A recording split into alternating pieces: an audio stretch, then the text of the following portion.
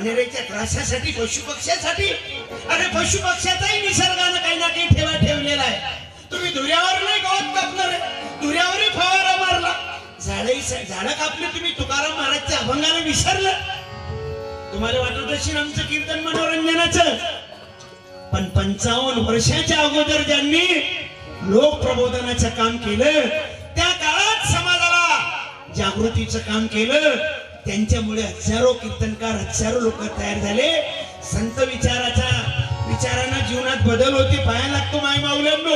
कीर्तन मनोरंजन म्हणून ऐकू नका. तुकाराम महाराजांनी किती वर्ष अगोदर सांगितलं, वृक्षवल्ली आम्हा सोयरे. आमचे सोयरे ऐकले झालं आणि आम्ही धुऱ्यावरले कापले. कारण रे बा, वानरेचा त्रास वाढला. वानरेने मीटिंग घेतली एक दिवस. एवढे हलकट समजता का म्हणजे आम्हाला? वानरजीने पहिले हनुमानजीने मीटिंग घेतली. ग्रामसभा लेना है बोले आपको. हनुमानजीने पहिला फोन लावला. फोन नव्हता तेव्हा. पहिला निरोप पाठवला जमनता जल्दी अपने को मीटिंग लेना है. जमनता ने बोला काय के बारे में? ये बारे में मजबूत बोले, जल्दी ग्राम सभा लेना है और मीटिंग लेना है. किस किस को बुलाना है? जमनता ने बोला किसको बुलाओ? अंगद को बुलाओ, बाली को बुलाओ, सुग्रीव को बुलाओ, सबको बुलाओ. सब आ गए. हनुमानजीने विचारलं कायच्यासाठी मीटिंग घेतली. हनुमानजी म्हणले का लोक आपल्याला लहलकट समजून राहिले. आपण होतो म्हणून रामरायाची सीता सापडली, आपण होतो म्हणून सेतू तयार झाला आणि आपल्यासाठी झाडं कापतात.